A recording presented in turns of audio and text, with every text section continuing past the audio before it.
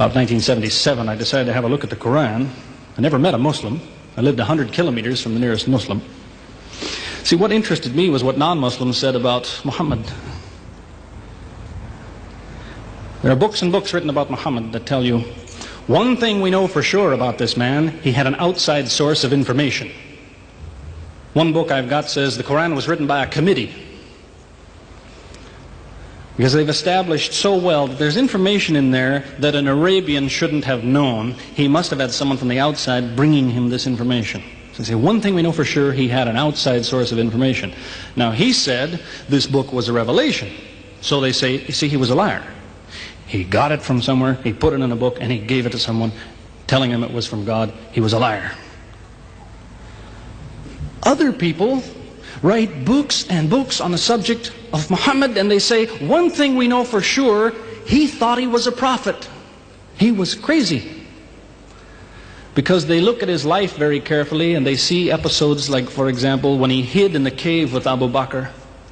He was running from the whole city who wanted to kill him, and he hid in the cave, and when the Meccans came running up to the cave to kill them, what did he say to his friend? Did he tell him, see if you can find a back way out of the cave?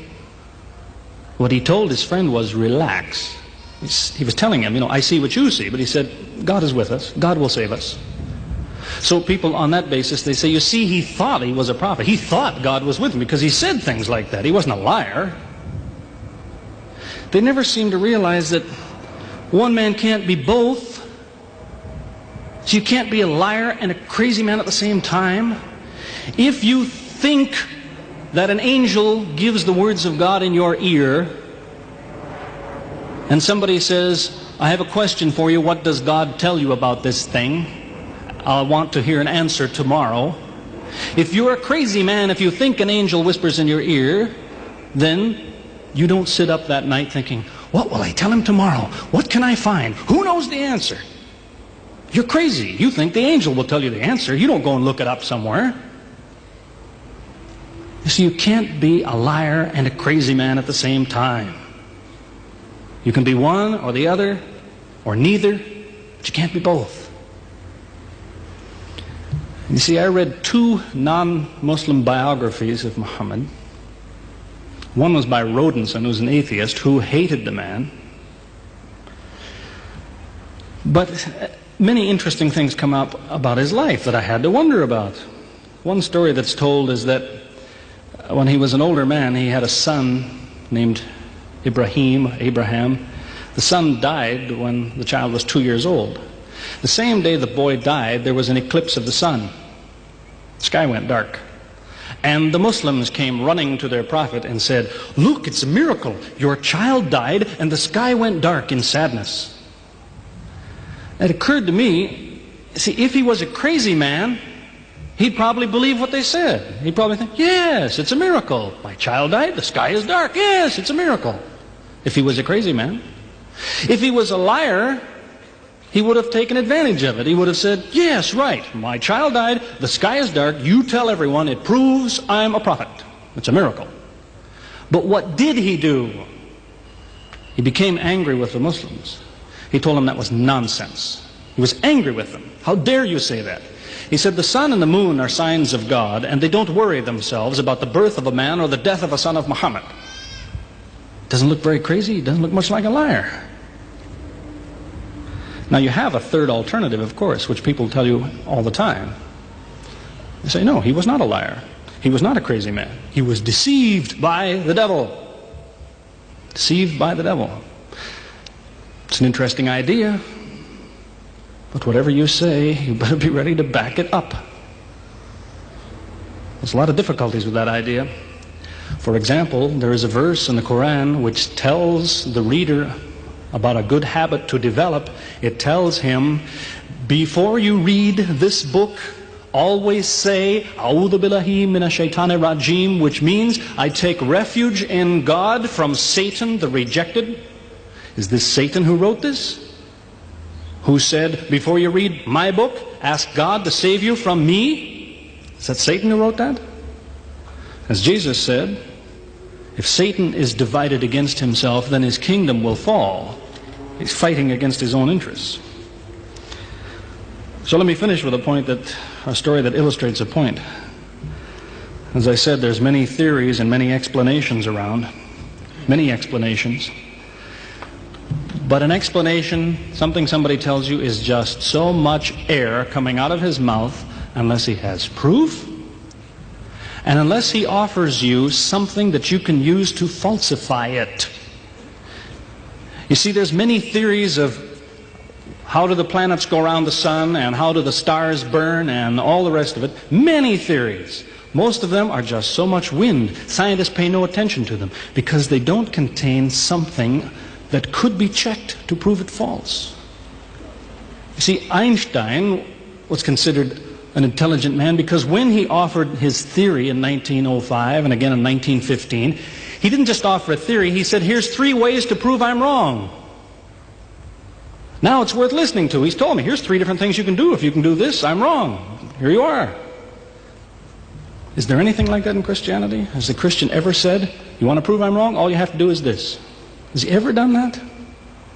The Quran is filled with that kind of thing. Filled with it. Saying, you want to prove this book is wrong? Do this. Prove it. Go ahead. Do it. Filled with that kind of thing.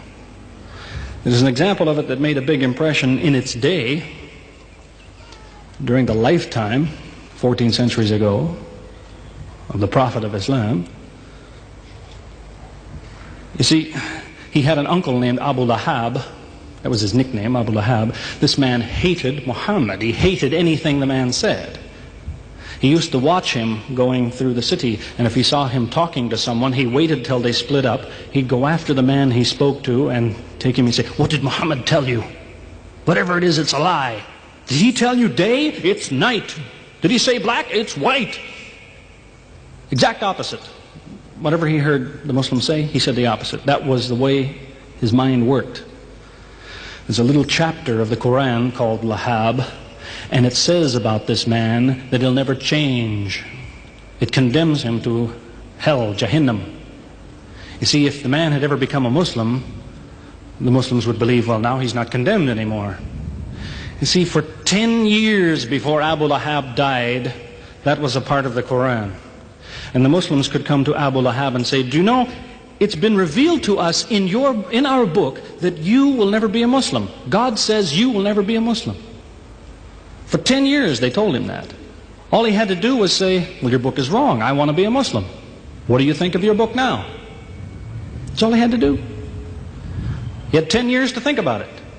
And that's the way he was. See, if somebody is your enemy, you don't come to him and say, you want to prove I'm wrong? Here, say this. Come on, say it. If all you have to do is say the words and I'm wrong, you finish me. He never did it. See, this is one of many cases of something that was offered that could have been falsifiable. So it was. As I say, in 1978, after, how long would that be? 15 years of arguing with church authorities, one place or another, I got the idea. I'm going to argue with some other people. I'm going to read the Quran, see how much of it is any good, pick out the true, pick out the false. Thought it'll take a few years, it'll take some serious study and so on. I read through it. About 3 days later, I finished it. I said, this is what I've been saying for 15 years. So I went to find some Muslims. I don't want somebody to feel you've been tricked into something. I haven't said anything about Christianity that isn't true. I haven't said anything about Islam that isn't true unless it was a slip of the tongue or something. I'm simply trying to remind an individual, don't close your mind before it's too late. Don't make up your mind before you have all the facts. Most people who used to be Christians and become Muslims will tell you, I am a better Christian than I used to be. Now I follow Christ. I didn't before. That's what I would tell you.